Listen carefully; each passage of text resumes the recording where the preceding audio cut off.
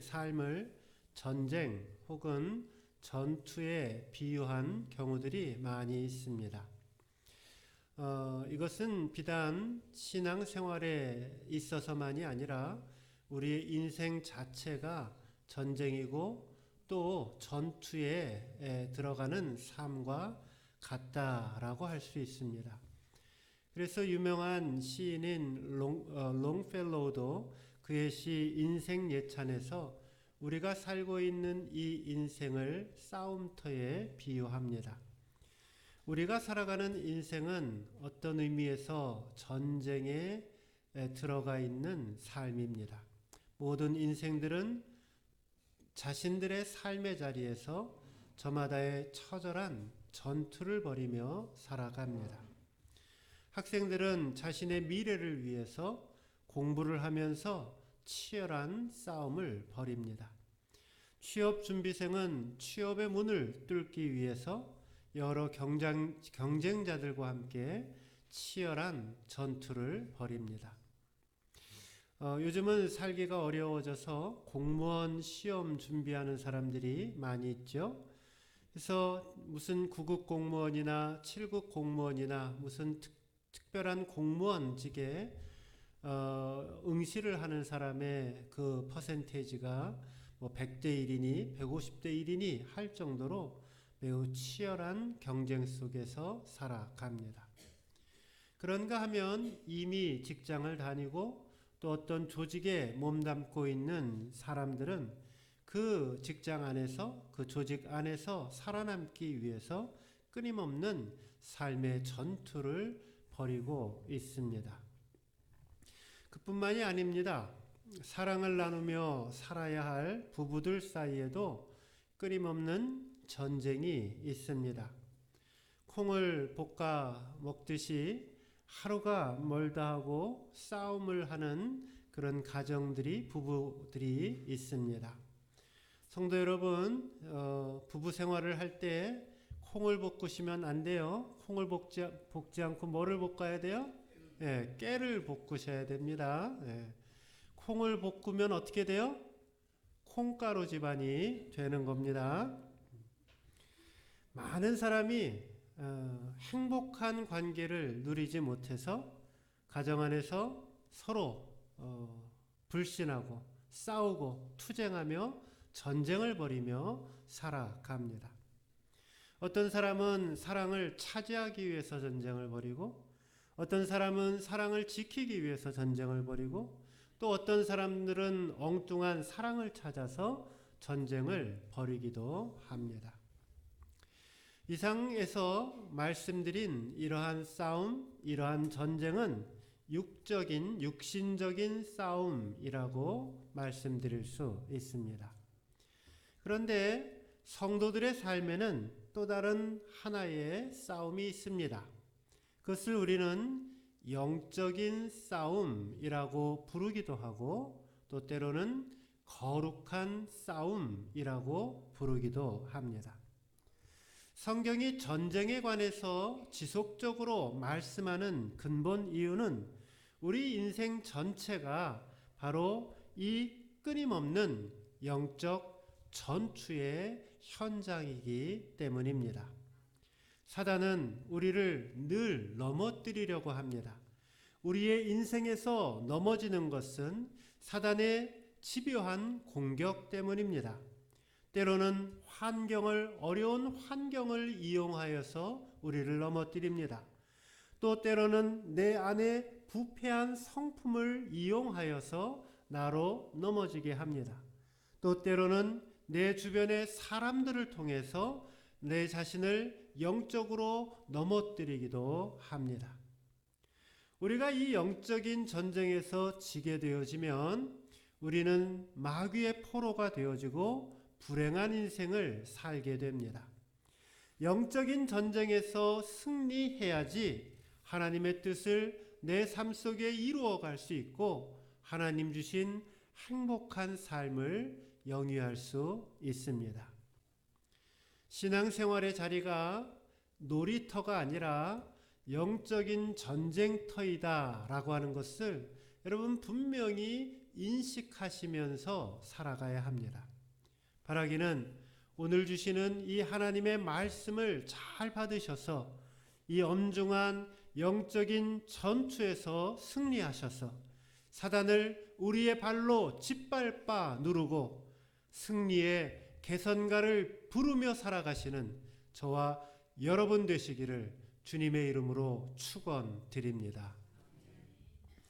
영적 전쟁에서 승리하기 위해서는 어떻게 해야 할까요? 세 가지 말씀을 드립니다. 첫째는 마귀를 대적하십시오. 따라해 보세요. 마귀를 대적하라. 네. 8절 말씀을 한번 보시기 바랍니다. 8절 우리 다 같이 한번 한 목소리로 8절 말씀 읽겠습니다. 시작.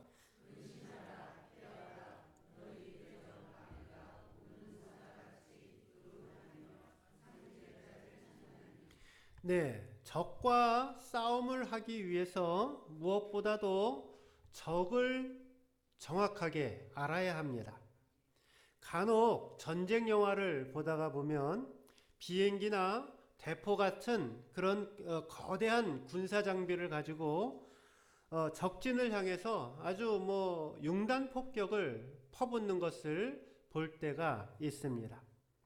그런데 영화에 보면 간혹 잘못된 정보로 인해서 정작 죽여야 할 적군을 죽이고 있는 것이 아니라 오히려 아군이 죽음을 당하는 것을 많이 보게 됩니다.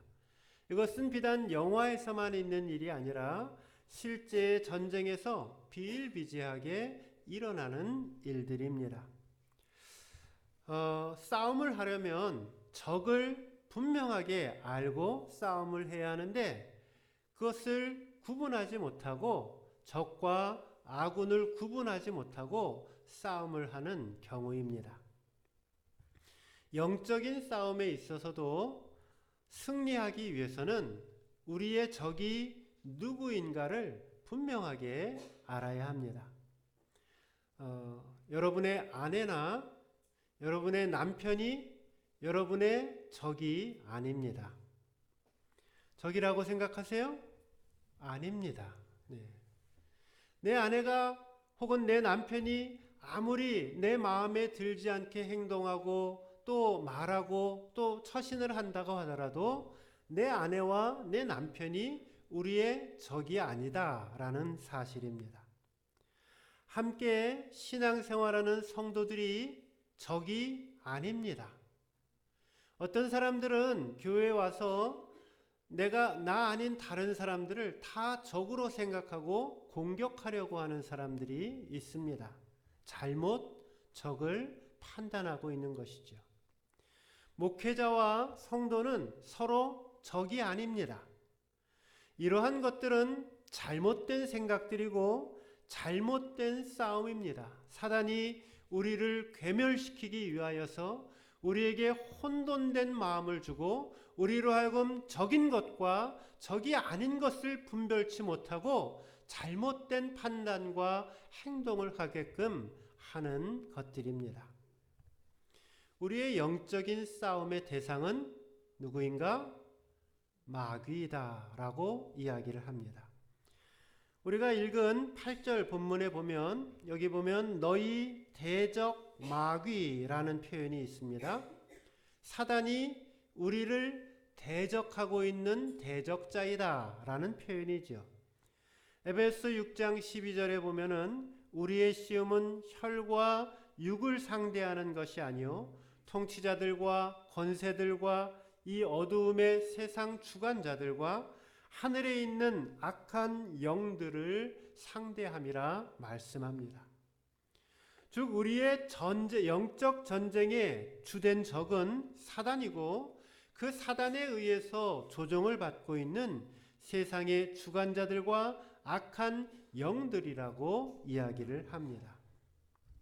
마귀는 누구입니까? 디아볼로스, 마귀라고 하는 말의 뜻은 방해자 혹은 반대자 혹은 대적자라는 뜻을 갖고 있습니다. 마귀는 원래 하나님의 명령을 받들고 있는 4명의 가장 큰 천사, 대천사들 가운데 한 명이었습니다. 라파엘, 가브리엘, 미카엘, 그 다음에 루시퍼, 이렇게 4명의 대천사가 있었는데 그 중에 이 루시퍼가 하나님을 대적하여서 진노를 받아 떨어져서 그 존재가 사탄이 되었습니다. 오늘 본문은 사단의 공격 방법에 대해서 아주 직접적인 표현을 하고 있습니다. 너희 대적 마귀가 뭐라 그랬어요? 우는 사자같이 두루다니며 삼킬 자를 찾고 있다라고 말씀합니다. 여기 운다라고 하는 이 말은 먹잇감을 찾아서 으르렁대고 있는 굶주려 있는 사자의 모습을 말합니다. 그리고 두루다닌다라고 하는 이 말은 사자가 자신이 공격하기로 점찍은 먹잇감을 향해서 그 주위를 맴돌면서 위협하고 있는 상황입니다. 우는 사자라고 포효하고 있는 사자라고 하는 이 표현 속에서 교회와 성도들과 또 성도들의 무리들을 향하여 음흉하게 노리고 있는, 호시탐탐 노리고 있는 이 사단의 모습을 보게 됩니다. 욥기 1장에 보면 하나님 앞에 마귀가 나오지요. 그리고 이 마귀에게 하나님께서 질문을 합니다. 내가 어디에서 왔느냐라고 하나님이 마귀에게 묻습니다. 그때 마귀가 무엇이라고 대답하였는지 여러분 혹시 기억하십니까? 이 사단이 대답하기를 땅을 두루 돌아다니며 다녀왔나이다 라고 이야기를 합니다.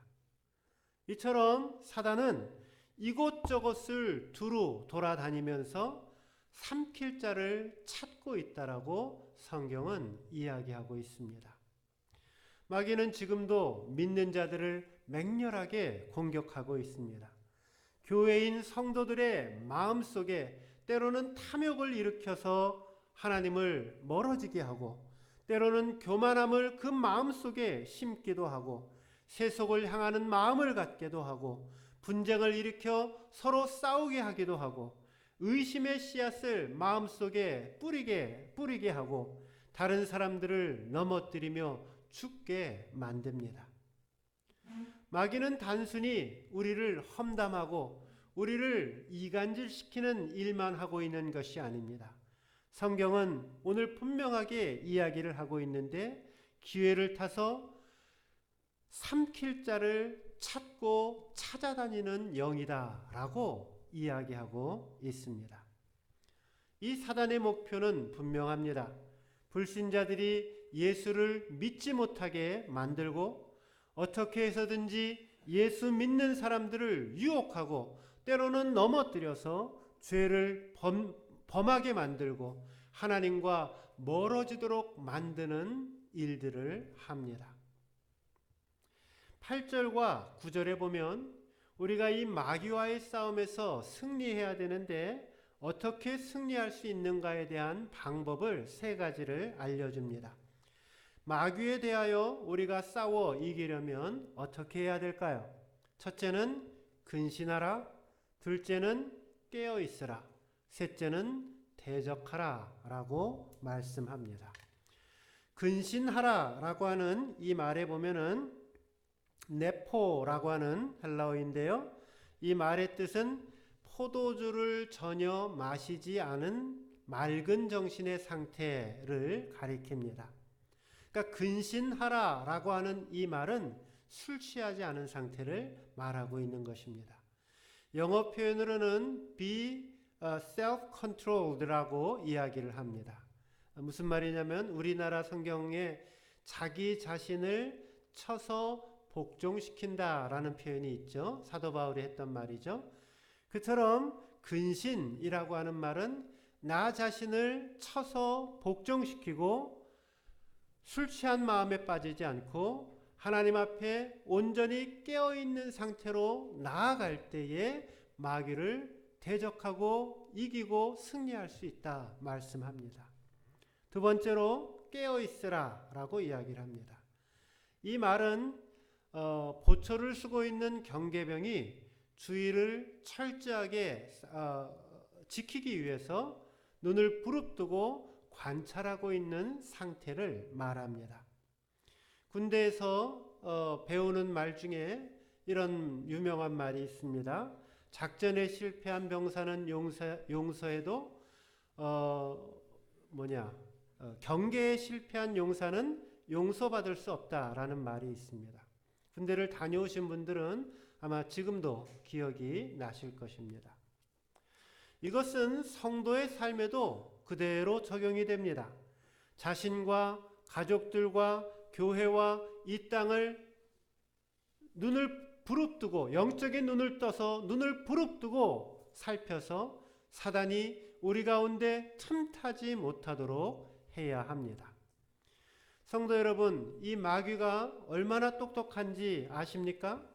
아주 교묘하고 아주 철저하게 우리를 이용하고 가족을 이용하고 사람을 이용하고 여러 가지 일들을 이용하여서 어떻게 해서든지 우리를 실족하게 하고 우리를 넘어뜨리게 만들려고 하는 존재입니다.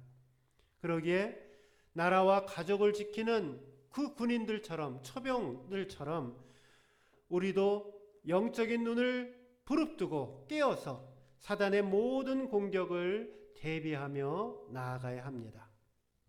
영적 경계의 수단은 무엇일까요? 그것은 기도입니다.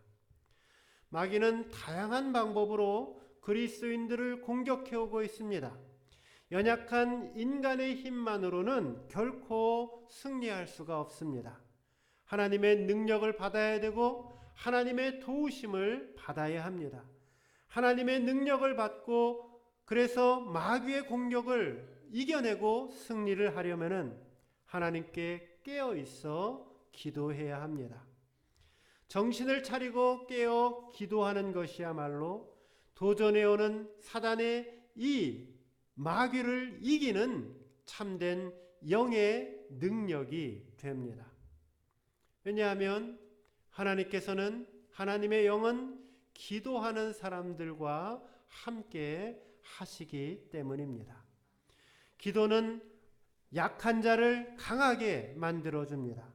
기도는 어두움과 죄악을 물리치고 우리의 삶을 승리케 하는 최강의 무기입니다. 세 번째로 대적하라 말씀합니다. 9절 말씀을 한번 보십시오. 너희는 믿음을 굳건하게 하여 그를 대적하라. 이는 세상에 있는 너희 형제들도 동일한 고난을 당하는 줄을 알미니라. 여기 그를 이라고 하는 말은 사단을 가리키고 있는 말입니다. 그러니까 오늘 이 9절의 말씀은 뭐냐면은 사단을 대적하라 라는 말씀입니다. 사단의 공격에 대하여 적극적으로 대항하여 맞서 싸우라 라는 말씀입니다. 사단의 세력은 저와 여러분을 넘어뜨리려고 하고 멸망시키려고 하는 강력한 군대입니다. 마귀는 귀에만 있으면은 그리스도인들을 파멸시킬 준비를 하고 있습니다. 마치 굶주린 사자가 먹이를 찾아서 이곳저곳을 다니고 있는 것처럼 오늘 우리가 근면하여 깨어있지 않게 되어졌을 때, 우리가 기도하고 있지 않을 때, 우리가 나태함에 빠져 있을 때 그들을 찾아가서 죽이고 멸망시키고 파멸시킵니다. 마귀가 나타나게 되어지면 겁먹지 말고 도망치지 말고 영적인 능력을, 성령의 능력을 힘입어서 대적하며 맞서 싸워야 합니다. 예수님께서 사단과 싸워 승리하셨던 것처럼 우리도 이 마귀와 싸워 이길 수 있는 힘을 우리 주님이 허락해 주셨습니다. 야고보서 4장 7절에 보면 그런즉 너희는 하나님께 복종할지어다. 마귀를 대적하라. 그리하면 너희를 피하리라 말씀합니다. 마귀를 대적하라. 그리하면 피하리라 라고 성경은 분명하게 선언하고 있습니다. 마귀는 마지막 심판의 때 지옥에 가게 되어질 운명이며 예수님께서 이미 이 마귀와 싸워서 이겼기 때문에 우리도 예수 그리스도를 믿음으로 주님을 의지함으로 성령님을 의지함으로 이 마귀와 싸워 승리할 수 있는 특권을 허락해 주셨습니다. 사랑하는 성도 여러분, 우리는 영적인 전쟁에서 승리해야 합니다. 바라기는 근신하시고 깨어 있으셔서 그리고 마귀의 대적함을 통하여 이 영적인 전쟁에서 늘 승리하시는 인생 되시기를 주님의 이름으로 축원드립니다. 두 번째로 은혜 위에 굳게 서라입니다. 따라해 보세요. 은혜 위에 굳게 서자. 영적 전쟁에 승리하기 위해서는 하나님의 은혜 위에 굳게 서 있으셔야 합니다. 12절 말씀 보십시오. 12절 다 같이 여러분들이 한번 읽어주시면 고맙겠습니다. 시작.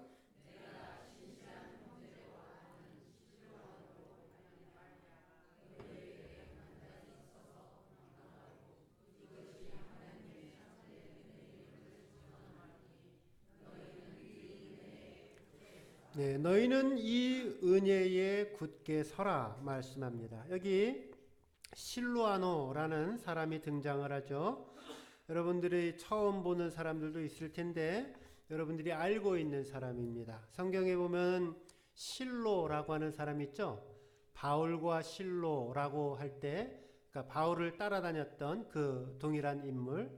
또 실제로 이 실로는 베드로와 초창기부터 같이 사역을 감당했던 아주 충실한 제자였습니다.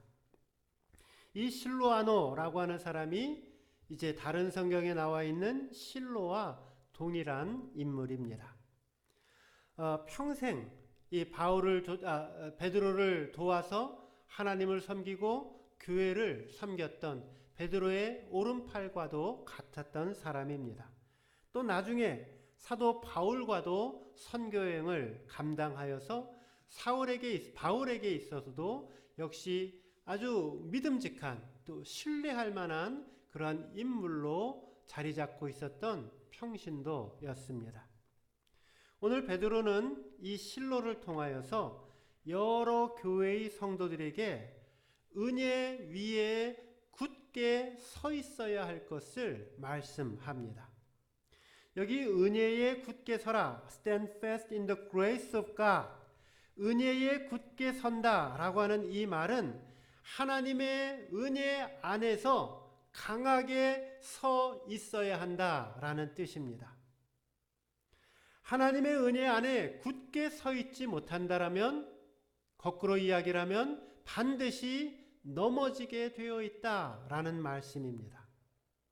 반면에 내가 하나님의 은혜를 붙잡고 그 하나님의 은혜 가운데 굳게 서 있게 되어질 때에 이 영적 전쟁 안에서 승리할 수 있을 것을 우리에게 말씀해 줍니다.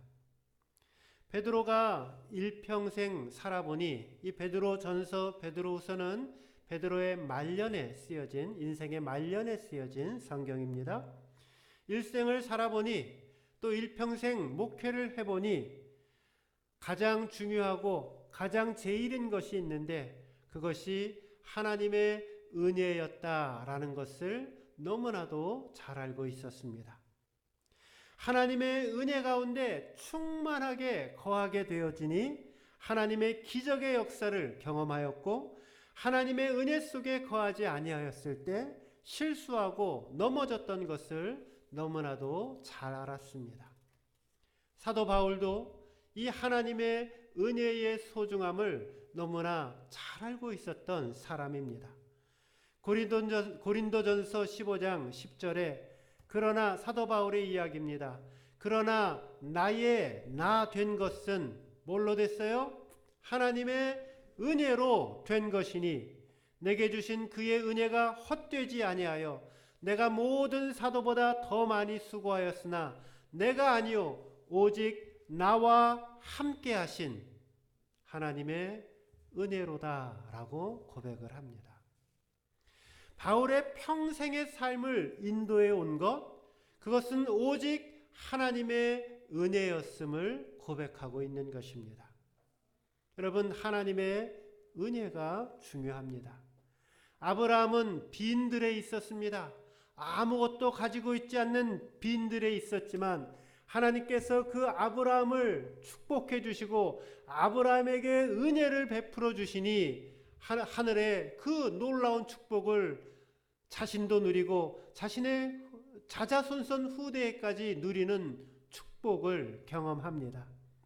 반면에 조카 롯은 물이 풍부한 옥토를 가지고 있었고 또 많은 가축과 재산을 가지고 있었지만 하나님께서 그에게서 은혜를 거두어 가시니 알거지 인생이 되어지고 헛수고 인생이 되어지고 죽음으로, 비참한 죽음으로 인생을 맞이하게 되었습니다.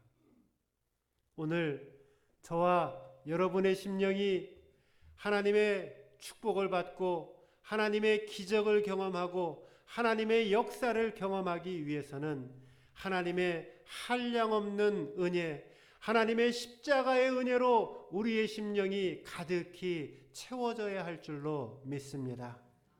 물고기는 물속에 있어야지 자유가 있는 것이고 생명이 있는 것이고 미래도 있는 것입니다.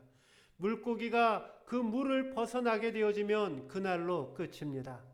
마찬가지로 오늘 물고기에게 물이 필요하듯이 우리 모든 그리스도인들에게 필요한 것이 있는데 날마다의 삶 속에서 내가 매일매일 경험하고 내가 매일매일 감격하는 하나님의 은혜 속에 살 때에 우리의 삶이 비로소 의미가 있을 수 있습니다. 본문에는 이 은혜에 굳게 서라 라고 하는 이 말을 직역해 보면은 은혜 안에서 너의 자리를 잡으라 라는 뜻입니다. 즉 은혜라고 하는 그 테두리 안에서 너 자신을 고착시켜 놓아라 라는 뜻입니다. 어떤 경우에도 흔들리지 말고 그 은혜의 자리에 못을 박아 놓고 그 은혜 안에서 살아가라 말씀합니다. 언제나 하나님의 은혜를 묵상하고 그 하나님의 십자가 은혜의 감격 속에서 살아가야 합니다. 우리가 하나님의 은혜를 벗어나는 삶을 살게 되어질 때 그것이 곧 메마른 삶이 되어지고 그것이 곧 광야의 삶이 되어지고 그것이 곧 죽음의 삶이 되어짐을 기억하시기 바랍니다. 어떻게 하나님의 은혜가 충만한 삶을 살아갈 수 있을까? 하나님의 말씀 안에 거할 때 하나님의 충만한 은혜 안에 거할 수 있습니다. 한번 따라해 보세요. 말씀 안에 거할 때 하나님의 은혜 안에 거하게 된다. 네. 말씀 안에 거하는 것과 하나님의 은혜 안에 거하는 것은 서로 뗄래야 뗄 수 없는 관계라는 것입니다. 목사님, 나는 하나님의 은혜가 잘 느껴지지 않아요. 성경 읽냐고요? 하나님의 말씀이 내 삶 속에 가까이 있냐고요? 매일매일의 삶 속에 하나님의 말씀과 동행하는 삶을 살고 있냐고요? 그러지 않는데 어떻게 하나님의 은혜가 내 삶 속에 느껴지고 그 은혜가 충만한 삶 속에서 살아갈 수가 있겠습니까? 그러지 못하니 매일매일 영적인 전쟁에서 넘어지고 실패하고 쓰러지고 아이고 주님 이번 주도 또 죄짓다가 또 왔네요. 하나님 용서해 주세요. 나가서 또 똑같이 실패할 건데 눈에 보듯 뻔한데 하나님의 말씀을 붙들고 살 때에 하나님의 말씀이 내 삶 속에 매일의 삶 속에 가까이 움직이며 살아갈 때에 그때 비로소 하나님의 충만한 은혜를 경험하게 되는 것입니다. 12절 말씀 다시 보십시오. 내가 신실한 형제로 아는 실로아노로 말미암아 너희에게 간단히 써서 권하고 이것이 하나님의 참된 은혜임을 증언하노니 너희는 이 은혜에 굳게 서라. 이 말씀을 조금 더 여러분 조금 더 설명을 드려야지 이 말씀을 이해하실 수 있어요. 지금 이 베드로전서를 쓸 때에 베드로의 나이는 연로하였습니다. 그래서 함께 사역하고 있는 평신도 사역자인 이 실로의 도움을 받아서 목회를 하고 있었습니다. 베드로는 글을 쓰기에도 힘든 형편이었기 때문에 베드로가 말을 하게 되어지면 그것을 지금 실로가 받아 적고 있는 모습이 오늘 본문 12절의 말씀입니다.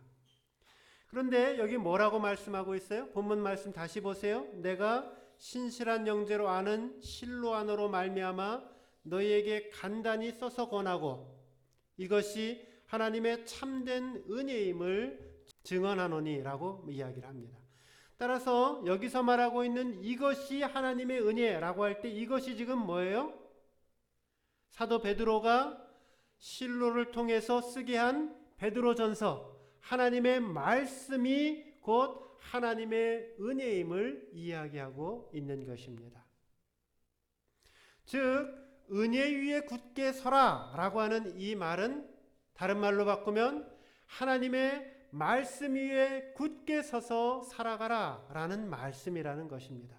하나님의 말씀 자체가 하나님의 은혜라는 것입니다.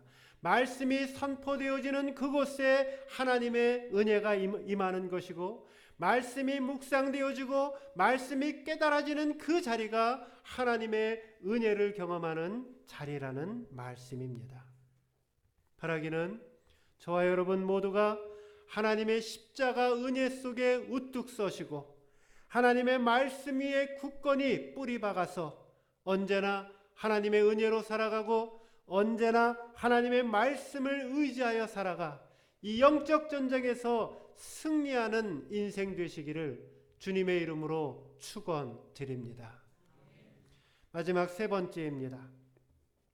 사랑의 나눔을 가지라입니다. 따라해 보세요. 사랑의 나눔을 가지자. 네. 영적 전쟁에서 승리하기 위해서 성도 간의 사랑의 나눔을 충만하게 가져야 합니다. 14절 말씀 보겠습니다. 14절 같이 읽겠습니다. 시작. 너희는 사랑의 입맞춤으로 서로 무난하라. 그리스도 안에 있는 너희 모든 이에게 평강이 있을지어다. 아멘. 여기 사도 베드로는 서로 간에 사랑의 입맞춤으로 피차 서로 무난하라 라고 이야기를 합니다. 이 표현이 우리 문화에는 잘 어울리지가 않죠. 여기 입맞춤이라는 말을 우리 문화로 바꾼다라면 너희는 사랑의 인사를 하고 사랑의 악수를 하며 서로 무난하라 라는 말입니다. 저는 입맞춤을 많이 해보았습니다. 제 아내 말고도 많이 해보았습니다. 허구도 많이 해보았습니다. 우리에게는 어색한 문화이지만 나름대로 서양에서 인사를 할 때 이런 인사가 주는 따뜻함이 있습니다. 여러 외국인들을 만나면서 자연스러운 인사로 서로의 볼을 부비기도 하고 또 허그를 하게 됩니다. 백인과 허그를 할 때면은 그 따뜻한 마음을 느끼게 됩니다. 저는 지금도 잊혀지지 않는 아주 따뜻한 허그가 있습니다. 제 아버님과 어머님이 돌아가셨을 때 제가 미국에 있었고 한국에 나오질 못했다라고 말씀을 드렸죠.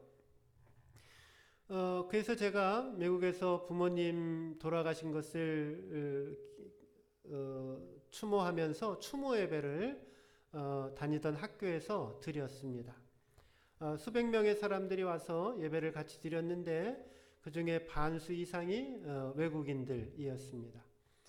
근데 이제 제가 같이 이제 미국의 장례식과 한국의 장례식이 좀 다르기는 하는데 미국의 장례식에 특별한 순서가 있는데 그것은 뭐냐면은 유가족이 그러니까 이제 제가 앞에 나와서 저희 부모님을 추모하는 그러한 이야기들을 혹은 글을 써서 읽고 그것을 사람들과 함께 추억을 나누는 시간이 있습니다. 이제 그런 시간을 갖고 또 이제 목사님 오셔서 예배를 드려주시고 그리고 나면 또 하나는 특별한 순서가 하나 있는데 유가족을 그 예배당 앞으로 불러놓고 참석한 모든 사람들이 나와서 인사를 해주는 겁니다. 그러면은 대부분 이제 미국식 인사는 그럴 때 포옹을 해줍니다. 허그를 해주는 거죠. 예.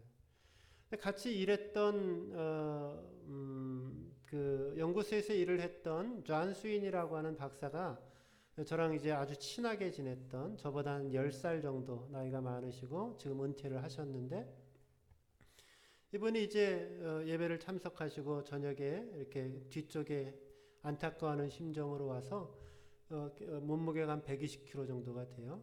근데 이제 저는 그때도 60 몇 킬로였고 지금도 그러니까 저를 정말 꽉 안아주면서 위로를 해주는데 제가 그때 받았던 그 사랑, 그때 받았던 그 위로가 지금 꽤 많은 시간이 흘렀는데도 아직도 그 마음속에 이렇게 남아 있습니다. 흑인과도 허그를 할 때면은 그 따뜻한 마음을 느낄 수 있습니다. 여러분들은 백인만 좋아하시면 안 되고 흑인도 좋아하셔야 돼요. 예. 여러분 잘 보시면 흑인들 피부가 백인들 피부보다 또 우리 황인들 피부보다 제일 이쁩니다. 제일 아름답습니다. 예. 우리가 선입견이 있어서 백인들을 더 우대하긴 하지만은 그것은 옳지 못합니다. 하나님 안에서 백인이나 흑인이나 황인이나 차별이 없이 함께 사랑하는 마음으로 다가갈 수 있어야 합니다. 신앙생활은 나 혼자만 하나님 앞에 잘 살면 되는 것이 결코 아닙니다. 하나님 앞에서 한 형제 자매된 그리스도의 성도들이 그리스도 안의 성도들이 함께 어우러져서 사랑을 나눌 때에 그때 진정한 영적인 능력이 나타납니다. 오늘부터 목장 모임을 다시 시작합니다. 그리고 한 달 정도 후에 다시 이제 마무리를 하고 새로 목장이 시작될 것입니다.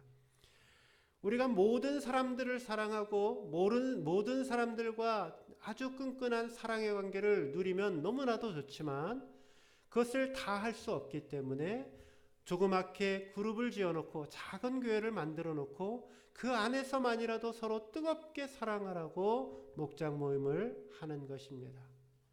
그래서 오늘 다시 모이실 때 우리의 마음을 활짝 여시고 하나님이 나에게 사랑하라고 나에게 한 목장으로 붙여주신 귀한 성도인 줄 하나님의 자녀인 줄 알고 뜨겁게 사랑하는 관계가 될 수 있기를 바랍니다.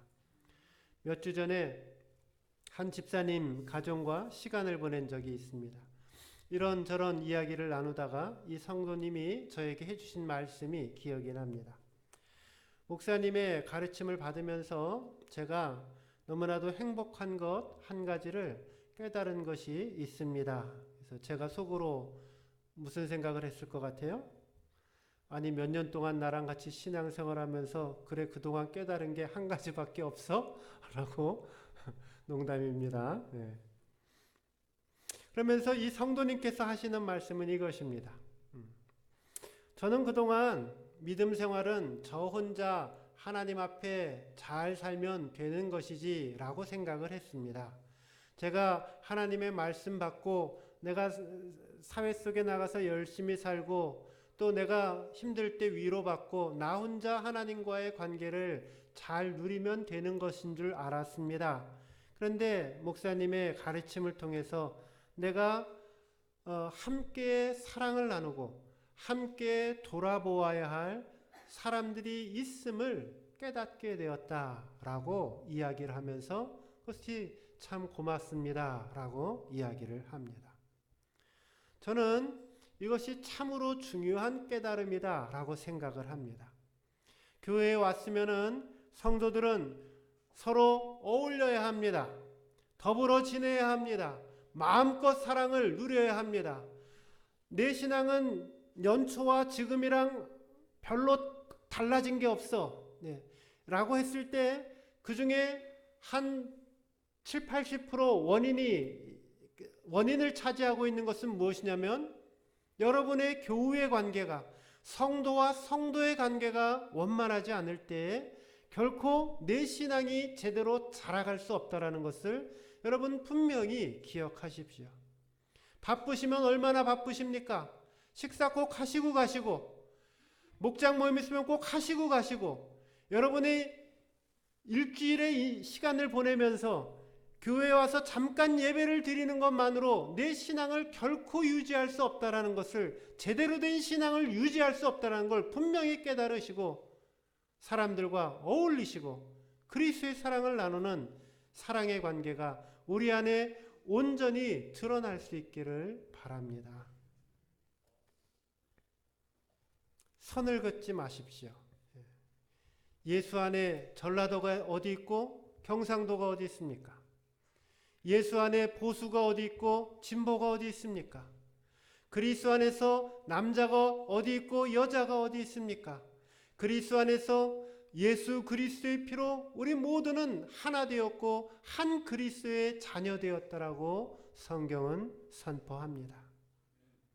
그리스도 안에서 함께 마음껏 사랑을 나누고 함께 서로의 짐을 짊어지며 나아갈 때 그 안에 영적인 능력이 생기는 것이고 내 매일의 영적인 삶 속에서 승리하는 믿음의 삶을 살아갈 수 있게 됩니다.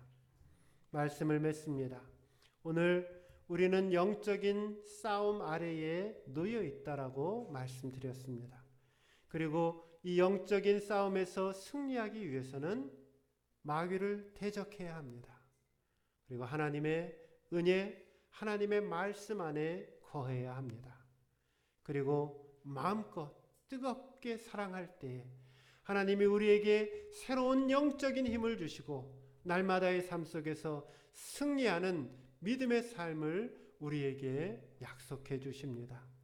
바라기는 저와 여러분 모두가 이 사단과의 영적 싸움 속에서, 영적 전쟁 속에서 승리하시고 날마다 하나님 주시는 기쁨의 삶, 또 능력의 삶을 누리며 살아가시는 실패와 좌절의 삶이 아니라 승리와 기쁨과 환희의 삶을 살아가며 날마다 살아계신 하나님을 느끼며 살아가는 참 믿음의 삶을 살아가시기를 주님의 이름으로 축원드립니다.